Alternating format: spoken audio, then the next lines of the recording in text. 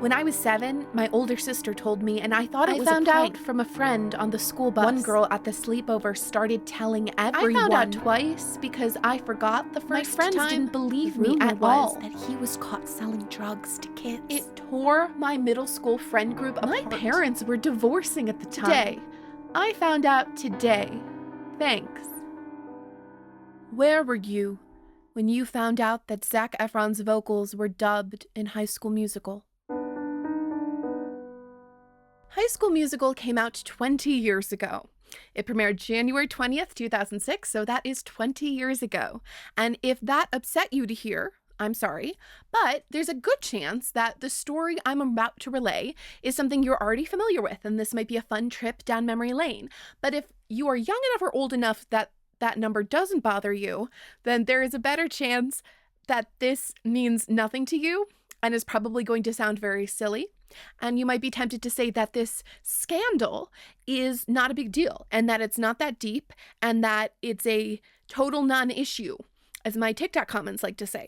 And I just want to tell you before we begin, you weren't there. You don't understand. This is a very big deal. Our story begins in 2005, when Disney Channel is holding auditions for the High School Musical project. At this point, Disney Channel is not the behemoth of tween culture that it would become just a few years later, and it's also not yet known for making musicals, but they've been dancing around the musical for a little while. They did musical episodes of Even Stevens and That's So Raven that were very well received. We went to the moon in 1969. The Lizzie McGuire movie had music, although that was a theatrical release. And of course, the Cheetah Girls had come out the prior year.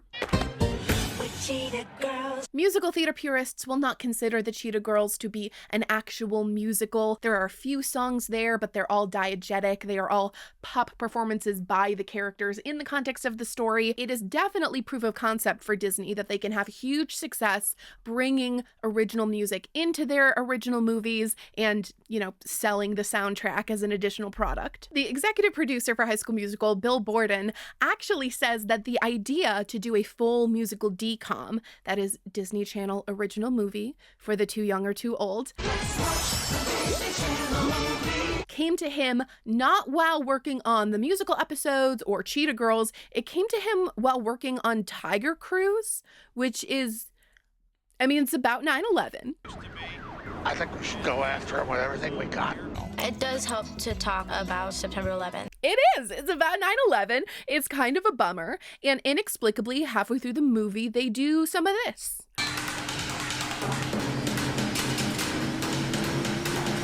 And Bill Borden says, that's the stuff right there. That's the seed, the genesis of High School Musical. So all the pieces are in place. Disney Channel is ready for a full-fledged Hollywood-style, old-school movie musical. And to do that, you need a cast of triple threats, which is what performers call themselves when they can sing and act and dance competently to make themselves feel better about the fact that nobody has felt threatened by them ever. The male lead in the script that is eventually known as High School Musical is Troy Bolton, basketball star turned thespian. It's actually a role that requires a lot of you. My head's in the game, but my heart's in the song. And they originally offered it to teen pop star Jesse McCartney, but when he turned it down, they opened up auditions to all of the floppy-haired young men they could find. The frontrunners for the role ended up being Michael Copen, Hunter Parrish, Drew Seeley, and Zac Efron. Zac Efron, of course, eventually walks away with the role,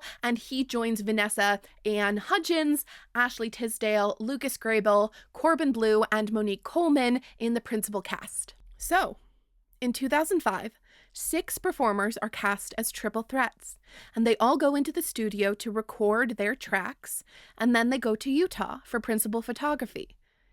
And the following year, in 2006, 5 of those voices appear in the final film. One of them is missing. What happened? I'm so glad you asked. Let's talk about it. Part 1, the stories. If you want to know exactly how this happened, you're going to have to make some choices about who to believe because accounts vary. Here are the points of agreement across all of the public comments that I could find of people who would be in the know. So these are the facts of the case that are not in dispute. 17-year-old Zac Efron, who was cast as Troy, could sing some degree of competently. Nobody says he was amazing. Nobody says he was the worst ever. Everybody puts him somewhere in the range of good, not great. It also doesn't seem to be in dispute that Zac Efron was cast believing that he would do the vocals for Troy, and that he went into the studio at the same time as the rest of the cast to do some amount of recording. We can also say that Drew Seeley was another frontrunner for the role of Troy, and he was a strong performer but wasn't quite right for the role, especially once they narrowed down the frontrunners for Gabriella, the female lead, and those performers were quite young, and nobody wants to see a 20-something man starring opposite a 17-year-old girl. Right? We can also state that the songs for the movie were written in advance of casting, and actually a lot of different songwriters worked on the project. The producers contracted out different songs to different people. Greg and Ray Cham, a brother songwriting duo who had previously worked on Cheetah Girls, they were contracted to write the song that eventually became Get Ya Head in the Game. Gotta get your head in the game. You might think that 2 songwriters is sufficient to pen a song with this level of lyrical complexity, but apparently not. Apparently you need a third. And so they brought on a young performer that was already in their stable of artists in their production company. This was a young singer-songwriter named Drew Seeley, who helped write the song and record the demo. These are the facts that are not in dispute. To fill in the gaps in the story here, we will have to look at 2 different versions of events. The first one I'm going to call the blending story. It's essentially that Zac Efron recorded the full tracks for Troy, and those vocal tracks are the basis of what you hear in the final product. Drew Seeley's vocals are brought in as needed to augment and support the existing vocals, and in places they are blended together. So what you're hearing is not necessarily one or the other, you're hearing a blend. This story is pretty widespread. It was repeated a lot in the years right after the film came out, and it still seems to hold a lot of sway. In researching this video, I put out a call to my audience on YouTube and Patreon to share their stories, to submit their accounts of their own memories of this scandal, and a lot of them had either heard some version of the blending story, or to this day, they still believe that this is how this happened. And it's easy to see why you would believe that this is how this happened, because one of the people repeating this story is Kenny Ortega.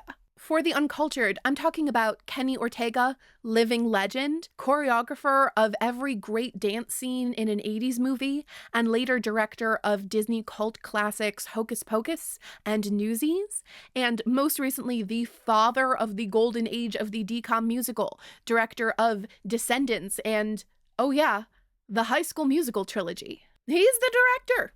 He directed the movie.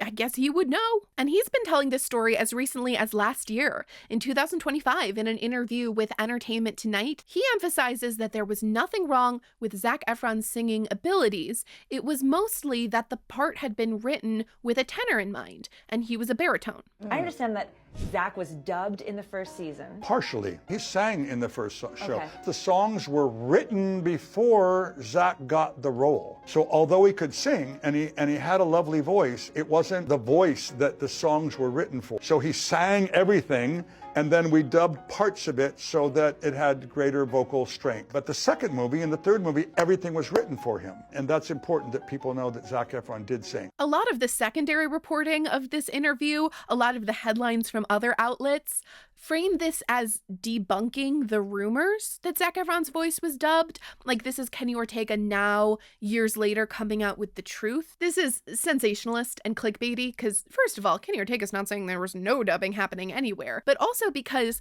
this is not a new story. This is the story that was being told the most immediately after the movie came out. And it's easy to see why this version would be appealing. It's much less of a scandal, and actually, if this is true, then what they did with Zac Efron's vocals is not that much different to what they were usually doing. I mean, most of these kids had some assistance from autotune, and Vanessa Ann Hudgens definitely had another singer come in and help her with those high notes. This account suggests that Zac Efron's tracks just got a little more help than normal, and this whole thing has been really blown out of proportion. Now, Kenny Ortega is a living legend. He's an artist and a scholar and a hero, And he's the director, and I have respect for the director. You've gotta have respect for your director. I would never tell you that Kenny Ortega was lying. What I will say is that the story he's telling does not match the story being told by some other people involved in the production, such as Bill Borden and Greg Cham and Drew Seeley and Zac Efron. They all tell some version of what I'll call the switcheroo story, essentially that the role was dubbed, that what you hear in the final product is Drew Seeley's voice, and to the extent Zac Efron's vocals exist in the movie, they are there to help smooth the transition between singing and speaking. It gets a little tricky because sometimes people refer to what I just described as blending vocals, and definitely that ambiguity has been helpful in people that want to obfuscate exactly what happened here. But to be clear, this version of the story is that it was Drew Seeley's voice assisted by Zac's as needed, whereas the blending story is that it's meaningfully Zac Efron's voice, and we have added a little Drew Seeley to it. And when I look at the public comments from people involved in the production of the movie who would know, not people from the outside speculating, most of them tell a version of this story, especially this many years after the fact. It definitely seems that some people are willing to go on the record now that maybe wouldn't have done so in the early years when Disney Channel was being a little bit cagey about it. But Zac Efron himself did not wait 20 years to tell his side of the story. He's been pretty consistent with his version of the switcheroo for the whole time.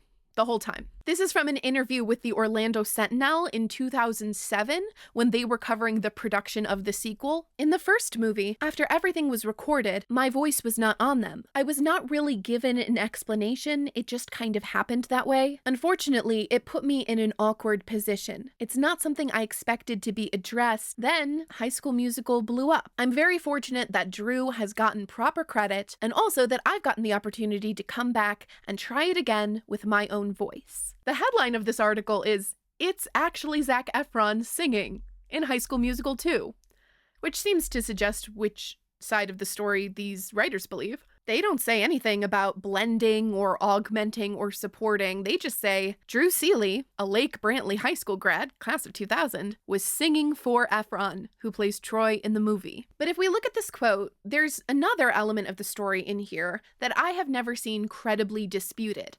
And that's the fact that the performers involved were given very little communication about how or why these decisions were made. In 2024, for E! News, Drew Seeley said this: "I was never told by Disney why they ended up using my voice and not Zac's. That's always been a mystery to me." In all honesty, I think they were entirely caught off guard with how big it became. They probably expected it to be successful, but not like the juggernaut that it was. So maybe at that point they're like, we got an actor and a singer, what do we do? What do we say? I think the story for a while was that our voices were blended.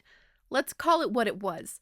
I sang in the first film, Zac sang in the second and third films. One of my most important references for this video is the book Disney High, The Rise and Fall of Disney Channel's Tween Empire by Ashley Spencer, who conducted interviews with over 150 people that worked at Disney Channel in the 90s and 2000s. And in the book, Ashley Spencer suggests, based on her research, that actually Zac Efron never even recorded the full tracks. While Zac recorded parts of the songs, 23-year-old Drew recorded his own full version of the tracks. According to the book, there was disagreement among the filmmakers about what to do with these vocals, and the decision ultimately seemed to come from Steven Vincent, who was at the time the head of Disney Channel's music ventures. Steven Vincent asked the Chem brothers to cut a demo of Get Your Head in the Game with Zac Efron, and decided based on that demo that they needed to dub. We get a call from Steve, who says, "Everybody thinks that Zac is cool, but he's not good enough," Greg Cham recalled. So we cut a deal for Drew, and away we went. Bill Borden, executive producer, said he was in a mixing session where Zac's voice was used when we could. And in Borden's opinion, Zac's voice alone would have been good enough without bringing in Drew. "I thought he was fine. It's not a live performance. Lots of big stars auto-tune to get the pitch right," he said. "We could have done it, but the decision was above my pay grade." In the end, Zac's vocals were virtually non-existent on the published tracks. And Zach was understandably upset. They had all been cast as triple threats. Now, Zach was the only one deemed unsuitable to fulfill his singing duties. Listen, I don't want to tell you what to think.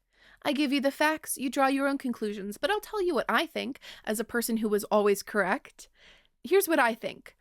This is what Zac Efron's voice sounded like in 2005. The start of something new. And this is what Troy Bolton sounds like in High School Musical. Oh, yeah.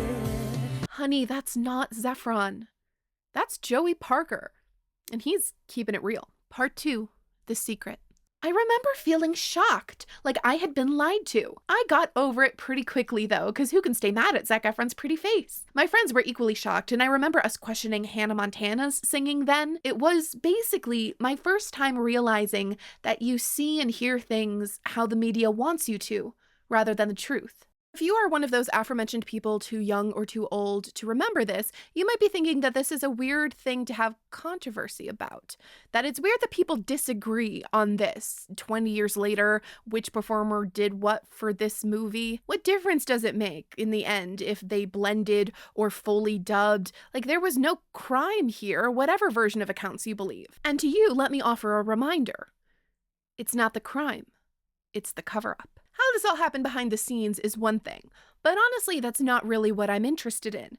I'm interested in how this was received by the viewers at home, the viewers like you, because that's where scandal lives. It's not a scandal if you secretly do something.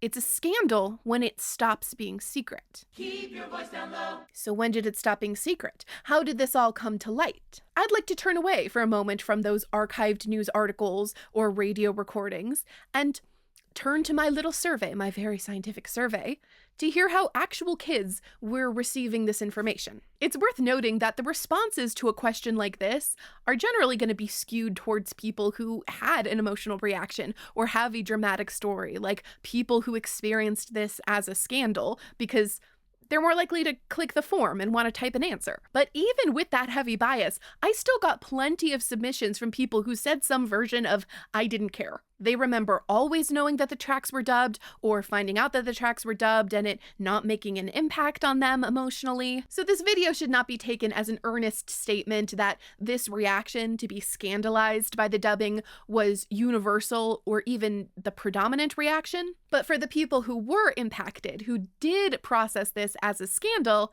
I am interested in what that looked like for them. And let's hear some stories. It was probably about 2008. I had the High School Musical CD, and my best friend Emily and I would listen to it on repeat while dressing up our American Girl dolls. One day, she spilled the tea. Did you know that Zac Efron didn't really do his own singing for High School Musical? The only part he sang himself was when he was on Gabriella's balcony, and it sounded really bad. I was so disheartened. I didn't want to believe it. Very glad he brushed up his singing voice and put in great performances for High School Musical 2 and senior year. Always a wildcat. I was in elementary school. There were 15 other girls in my class, and half of them were named Madison. Madison B told me and acted like I was the biggest fool in all the land for ever believing Zac Efron sung in High School Musical. My parents were divorcing at the time, but this seemed like a bigger betrayal. I was so disappointed when I found out that his voice was dubbed. I had a crush on him after watching HSM and loved that he was a triple threat, but I was heartbroken when that wasn't the total truth. As soon as the movie premiered on Disney Channel, there were rumors and discussions that Zac Efron's voice was dubbed,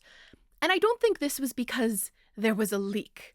I don't think somebody was telling tales out of school that knew this fact from behind the scenes. I mean, maybe there was, but there wouldn't need to be. I mean, you can hear it. There's not a star in heaven that we can't reach. You know the world can see us. That's a different dude. That's a full different dude. I was a huge HSM fan at the time and a hard-of-hearing singer besides. I had a suspicion that it had been dubbed in because the lip reading of it can desync as a result, but I'd been told off by enough of my cohorts for bringing it up that I let it drop. I was a bit ruthless when the scandal came to light, and all my Zephron girlies truly saw it as a big scandal, because I did not let them live it down. By the summer after the movie premiered, there was enough conversation about the possibility that Zac Efron didn't do his own vocals that he was directly asked about it in an interview. This was from an interview that Digital Spy did with the cast in August 2006 to promote the UK premiere of the movie. I believe this is the first official confirmation from somebody involved in production that the part was dubbed. I have not been able to find anything earlier. Although I bet Zac Efron would have been willing to say this earlier if somebody had asked. According to Disney High, Zac Efron was understandably upset by how this all went down, and he told Disney Channel that he would follow the party line of allowing people to assume he did his own vocals, but he wasn't going to lie about it. If it came up or if he was directly asked, he would be honest. So if not before, he was definitely asked about it in August 2006. The interviewer says, "You mentioned singing there, Zac. Could you clear up the business of whether you did or didn't sing in the show? I've been reading reports that there was dubbing and so on, but do you want to set the record straight?" Zac says, "Yeah, to set the record straight, the majority of what is sung in the movie is definitely sung by someone else. His name is Drew Seeley. He's a great guy, but yeah, I sing like the beginnings and ends of all the songs, and hopefully I can fix that in the future. I'm gonna sing in Hairspray, which is the next film I'm doing. I'm gonna sing all my own stuff. 2 songs that will be on the album, and then all the various other songs. That will be all me, thank God. So yeah, I'm excited. Can't wait." And he did. Zac Efron did his own vocals for Hairspray, which was not a TV movie. This was a full studio feature film, and so it involved a lot more rehearsing and a much longer shoot than any of the High School Musical movies. Filming for Hairspray took up a lot of Zac's time the following year, and that was the reason, the stated, offered reason, for why he did not participate in the High School Musical concert tour. From the screen, now on stage, it's High School Musical, the concert. That certainly could have been a reason, but Disney High quotes Rich Ross, who was then Disney Channel president, saying that it had more to do with the fact that Zac Efron wasn't willing to sign on for a concert tour for a film that he didn't sing in. Zac made the decision not to do the concert tour. He was like, I didn't sing it, so I'm not doing it. That was disappointing. It was also so valid. The other 5 principals did sign on to the tour. It's Ashley, Corbin, Vanessa, Monique, Lucas. And they needed a Troy.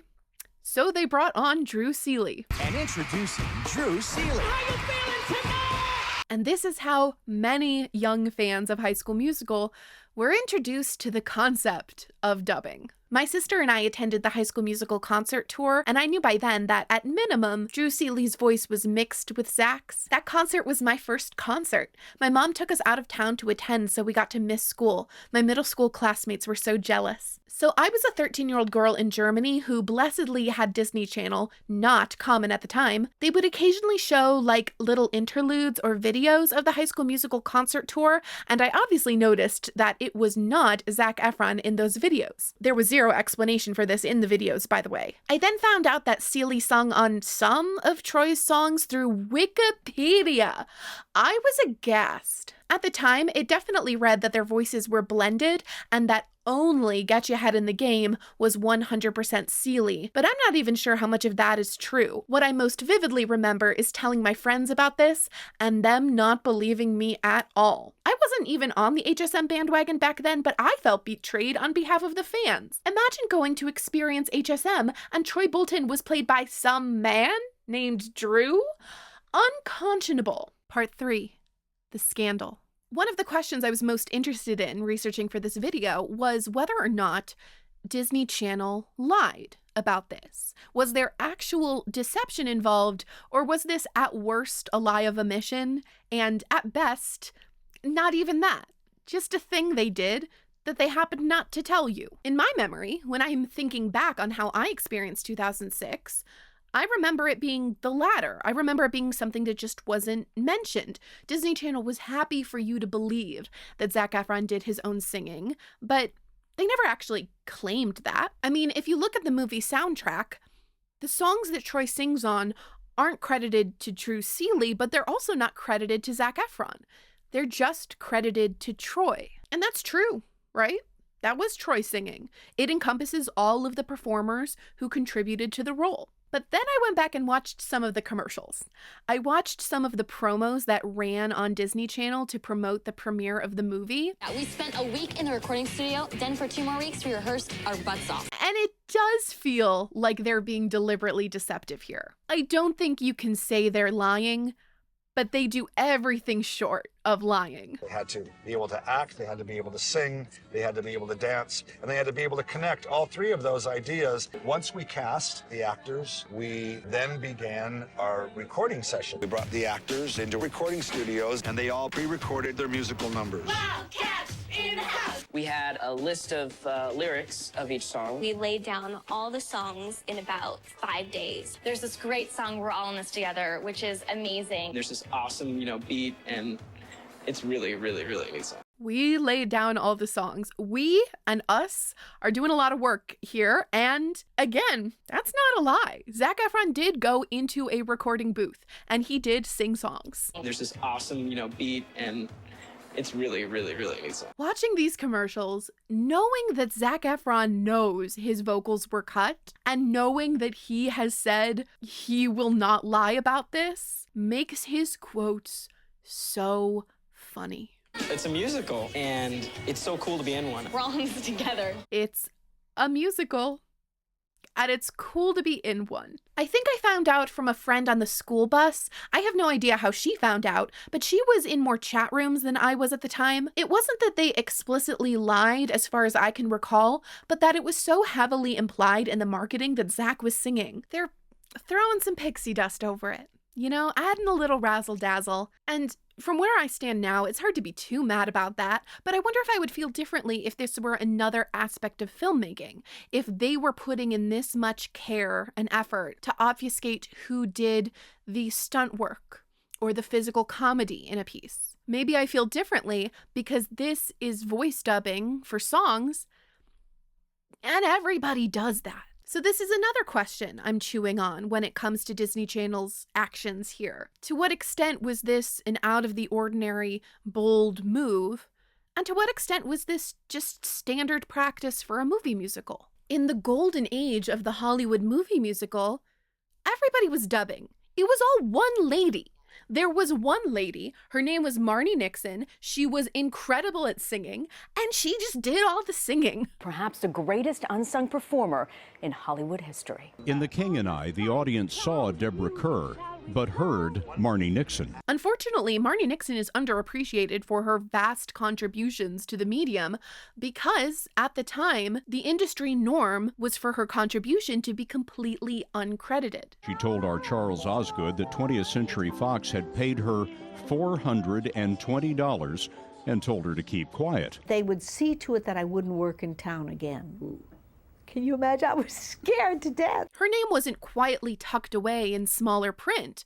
Her name wasn't anywhere. The studios were specifically making sure to erase any trace that there was another singer involved. She kept her secret and dubbed for Natalie Wood in West Side Story, Audrey Hepburn's vocal in My Fair Lady. Young fans of High School Musical had maybe not seen many of these older movies, but they had probably seen a good number of the more recent Disney animated musicals. In Disney's older animated movies, you almost always had a single performer doing all aspects of the role, but for a while in the 90s, in the Disney Renaissance, it became common for them to cast two. In Aladdin, for example, both of the leads have one performer cast to do the speaking voice and a different actor cast to do the singing voice. Actually, Lea Salonga, who sang for Jasmine, also did the vocals for Mulan, but not the speaking voice. The singing voice for Shang Li, the male lead in that movie, was provided by Donny Osmond, also different than the performer who did the speaking voice. In response to my survey, I actually saw a couple people bring up The Lion King. Home Improvement's Jonathan Taylor Thomas plays Simba as a cub, whose cat's curiosity gets him in trouble. And mentioned that they had known that known TV actor Jonathan Taylor Thomas had been cast to play young Simba, and being a little upset when they learned later that he didn't do the singing. That was Jason Weaver. It was the same hit as when I found out Jonathan Taylor Thomas didn't do Simba's vocals, or even the fictional plot twist that Paolo couldn't sing in the Lizzie movie. It's interesting that multiple people mentioned Lion King, but didn't bring up Mulan or Aladdin. And I think it gets at one of the elements that made the High School Musical scandal feel scandalous, feel like something they cared about. And that's that the performers were kids. Sure, maybe in the olden days, some soprano sung for some other soprano. Maybe this guy your mom likes did some singing in Mulan. That doesn't mean anything to you, okay? Sure, maybe this is normal for movie stars. But this isn't a movie star. This is Zach. High School Musical sometimes gets compared to the movie Grease, and there are some surface similarities in plot and a similar scale to the popularity, and people involved in High School Musical said sometimes that they wanted to make a Grease for the new generation. But for all the direct influence, if you put these two movies side by side, you're going to notice some differences real quick. And those differences can mostly be attributed to the fact that High School Musical is a Disney Channel product. That means it has the lower budget and lower production of a TV movie, sure. But more importantly, it is in the Disney ecosystem at a time when Disney was extremely protective about the feeling of safety and wholesomeness parents were supposed to get from the brand. In fact, one of the biggest challenges for Disney Channel in this era was making content that kids would be excited about and unashamed to publicly enjoy, because they had so successfully solidified their reputation as safe and wholesome. Disney had created a walled playground where kids could be set loose to have fun without supervision, and parents felt good that their kids weren't going to encounter any troubling ideas. But for a lot of kids, this meant that they had the freedom to absolutely throw themselves into obsession, mind, body, and spirit, and it would be safe. There's no need to hold yourself back from adoring these young stars, because they'd never disappoint you, because they could never. They wouldn't even know how to do that. In fact, go ahead and throw yourself at them. Like, you don't have to worry about being restrained or prudent, because this is the era when everybody at Disney Channel starts wearing purity rings. Like, they're not going to take advantage of you. They can't. They couldn't. I'm actually trying really hard to keep the length of this video reasonable and accessible, so I'm going to be really strong and resist the urge to follow this rabbit hole, because there's actually a lot more I could say on the topic. Here. It's like this. We could open this box and get in there. There's probably interesting stuff. There's a lot more in here about how young women specifically seek out for romantic fantasies, scenarios where it could never possibly be fulfilled. Like, that's all in here. But so is a lot of other stuff. And I'm telling you guys, I can't see the bottom of this box. So we can't get into it. But just keep in mind that many young people had these extreme emotional attachments to young stars like Zac Efron because they had the lethal combination of being familiar and approachable and relatable while still completely unattainable. Not because they were too famous or rich or important, because they weren't presented that way. They were presented in a very down-to-earth way as a kid you could know, you could go to school with. Because actually, until High School Musical came out, most of them were those kids. It's because they're supposed to be good kids. You're safe with them. They would never hurt you. If you look back at those commercials, they're cultivating this very personal parasocial relationship with the stars. You could frame that as very sinister or manipulative, but I don't think you have to. I think you can look at it as Disney Channel leaning in to one of the things that sets it apart from competition. One of the other things that sets it apart from films like Grease, which is that these kids are kids. Lucas Grable and Monique Coleman were a few years older, but all of the other principals were pretty close in age to the characters that they played, which is extremely unusual for works set in high school. Grease is a particularly egregious example. They have populated this high school with 35-year-olds. That is so adolescent. We are adolescents. We don't have to flaunt it. But even more realistic films and TV shows tend to start their casting for high school characters at least 21. And we accept it. It's a convention of the genre. Once you fix your frame of reference, you can accept, at least for the moment, that these 20-somethings are in high school. But on Disney Channel, they cast as true to age as possible, making the performers not feel like movie stars who were visiting the viewer's realm, but as kids like them. I rewatched this movie last week with such a smile on my face, and I think a lot of the pure joy would be missing if this were a bunch of 25-year-olds. It makes it so earnest, so lovely. It makes you more forgiving of the movie's flaws, and it also makes it feel real. Obviously, it's not the most realistic movie, but the characters have life breathed into them just by the fact that they are played by people who look right. And when it comes to Zac Efron in particular, oh, he's so young. Oh, he's a baby. And for the young viewers, that makes him relatable. It makes him attractive. But it also makes him feel vulnerable because they know how vulnerable they are. Something I have observed about kids, and in this case I will say something specifically about girls and the way they feel about young male stars that I observed when I was a kid and now looking around can still see, is that the affection can be artistic admiration. It's also often romantic, perhaps quasi-romantic, and the feelings are also often maternal. And we don't have time to unpack all that, okay? There is stuff in here about how when girls love young actors or pop singers or boy bands is the classic example, they want to be his friend and they want to watch him on screen and they want to be his girlfriend and they also kind of want to be his mommy. I feel weird pointing that out. I feel like a creep pointing that out, but I really think it's true.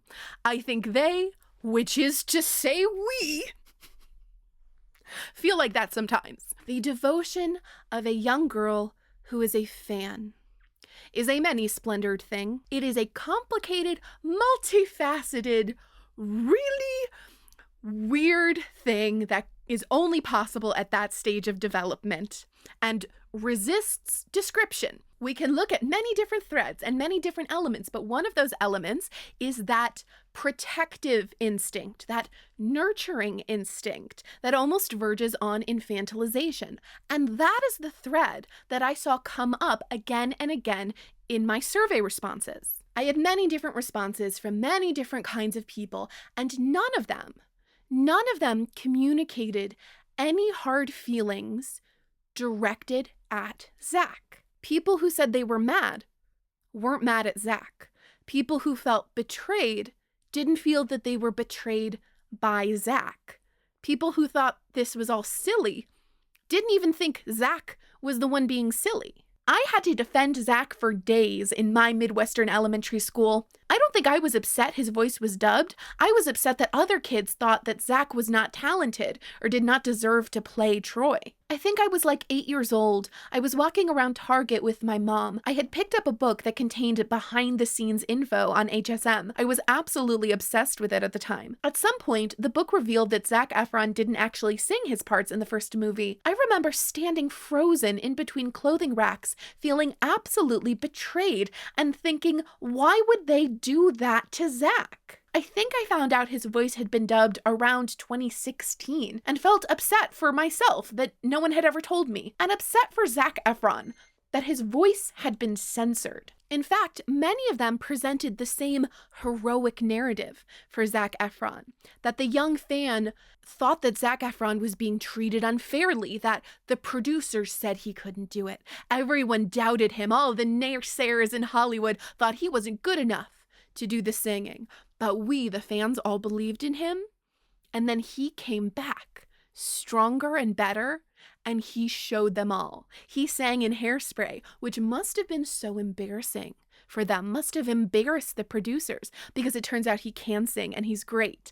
And then ultimately they had to capitulate. They had to agree, yes, he can sing. So he sang in High School Musical 2 and 3, and he's the hero of the story. I remember feeling bad for Zac. Like, the mean Disney people thought he was a bad singer and changed the vocals without telling him. And then when he sang for himself in High School Musical 2, it was a huge win. Like, wow, Zac really showed those mean producers that thought he couldn't sing. I mostly thought it was an amusing bit of trivia, and that Zac got the last laugh by singing in Hairspray and the HSM sequels. What annoyed me was the way they tried to push Drew Seeley anyway, both on the HSM tour and other Disney movies. Like, you were the ones who decided he didn't have that star quality, Disney. Stand by it. You can't have it both ways. This narrative is so clear. It is so well formed without any outside intervention. It's not that the PR machine at Disney Channel was trying to sell this story, because They didn't actually want to acknowledge that the dubbing happened. I guess you could say this comes from Zac Efron and his comments, but he doesn't portray himself as an abused victim. He just says he was frustrated by how it all went down. He does credit himself with a lot of agency in the decision to have his vocals on the following movies. He says that he had to put his foot down and demand that his real vocals would be heard. So I guess you can see how that narrative arc might be coming from his comments, but it all comes together in a sum greater than those parts. And this comes together without synchronized widespread communication. It's been so cool to look back at this happening 20 years ago when the spread of information was so different, especially for kids. In 2006, some kids had internet access, but not most of them, and the ones that did not have it unfettered, constant from their pocket. The internet was a giant box of a thing that lived in your family room, and if you wanted to get information from it, you actually had to know what information you were looking for. If a similar scandal happened today, which it wouldn't, but you have to imagine that there would be videos side by side comparing the vocals before and after. Those would happen 48 hours after the movie premiered, and a public statement would be demanded immediately, and when it came, it would be disseminated immediately. But even kids who really were plugged in to Disney Channel, who really cared about High School Musical, who followed the stars through Tiger Beat magazine and the Disney Channel promos, even those kids often didn't find out about, say, the confirmation that the voice was dubbed for months or years. I would tell my friends and no one believed me, and I had no way to prove it because it was 2007. The Zac Efron dub debate tore my middle school friend group apart. We didn't have the tools or brain power to objectively confirm or deny the rumors, so where you fell became a matter of faith. The true believers, the ones who thought Zac Efron would never deceive us like that, eventually moved lunch tables to avoid sitting with the heretics. I do remember seeing a lot of shock online from HSM fans when the information resurfaced in the mid-2010s. I sort of feel like it's a product of the time, marked by the mass output of BuzzFeed articles and listicles that targeted millennial nostalgia. The information came out slowly and unevenly and trickled through different communities at different times, and that could easily lead to a situation where people have hugely different takes and hugely different factual understandings of what happened, and things could really spiral and morph and change into something that looks really ugly, but it didn't. There's no version of this I've ever seen or heard where Zac Efron is the villain, which he could have been. Not that I think he was a villain here, but you could cast him in the role because in pop culture, people who lip sync are framed as villains. When you think about people's vocals being dubbed, especially secretly, you think about Singing in the Rain. You think about, hey, the Lizzie McGuire movie. See, Paolo is the one that lip syncs, not me. Where the people who do the real singing are the heroes. Somebody who goes out and lip syncs to vocals that aren't theirs. Those are the villains. Sing to me, Paolo. Lip syncing to someone else's vocals is inherently deceptive, and it's proof you have no real talent. You can imagine a version of this scandal where in the minds and hearts of America's youth, Zac Efron is a villain. He's a liar. He's a cheat. He didn't deserve the part. But in my survey responses, in all of the posts about this I've seen online, that interpretation is only ever presented as something that people want to overcome, want to save Zac from. People said that they were worried their friends would think Zac Efron was a cheater. It would never occur to them to think he was a cheater, because he's not, because they know him. That's Zac. I remember finding out through one of those Disney Fun Facts edits on Instagram that was stolen from Tumblr. My only reaction was shock, and then pondering of why Zac was not judged for this the way women celebrities were at the time. Still feel that way. The scandal, to so many kids, was not voice dubbing. The scandal was that Disney Channel had robbed from Zac Efron the chance to do his own singing. I don't even see people blame Drew Seeley. I saw a lot of people say they were disappointed that they went to the concert and there was, some man there instead of their beloved Zephron. But people didn't seem to really have hard feelings for him. And that's funny, because usually people want a villain. In the grown-up internet discourse I see, if there is such a thing, people are desperate to have a villain, to have a singular, identifiable person that's at fault. A situation can never be because of systems. But when it comes to this scandal, I don't see that pressure for a bad guy. I don't see these kids desperate to find out who at Disney Channel was responsible, or to try to blame Drew or Zach's agent or anybody else involved. The bad guy is Disney Channel, this sort of amorphous institution. The kids are just trying their best. They all have different gifts and talents, and they want to do the things that they're good at, that they're passionate about. Creme brulee. And even the adults involved aren't villains. They're also trying their best. Just to see my son having the time of his life playing the game we both love. We're rooting for these kids to overcome any obstacle to sharing their talents and following their bliss. And the obstacles are not people. It's the institutions. If these were theater performers instead of athletes, would you seek special treatment? Your scholarship is worth these days? A lot. The institutions that are pressuring them to stay in their lane, to not do things that they're not the best at. These institutions benefit when the kids compete with each other, when they blame each other. But in the end, they're all in this together. I didn't know he was dubbed probably until 2008, 2009. The rumor around my YMCA camp before that was that he wasn't on the HSM Live tour because he was caught selling drugs to kids. This was similar to rumor varieties of why Barney changed actors. I found out about the voice dubbing a few years after the first one came out. I was a little too young to be into High School Musical 1 when it premiered, but when the third one came out, all my friends and I were really into them. I watched them all around 2008 or 2009. I was definitely more confused and thought it was just some playground rumor. I was thinking, did they have a guy sing behind the camera when Zac Efron was singing? How does that work? I was like 9, so I had no idea how dubbing worked.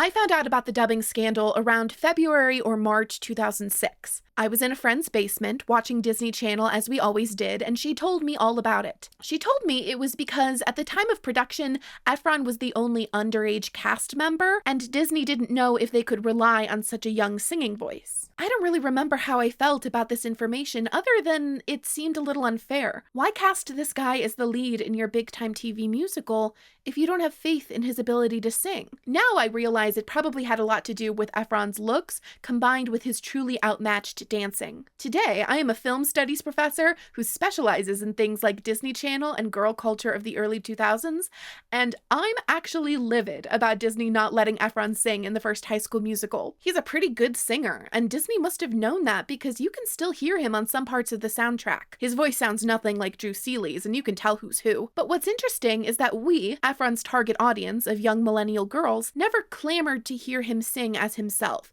We like to hear him sing as a character. Troy Bolton, Link Larkin, Greatest Showman guy. But we never demanded his pop album.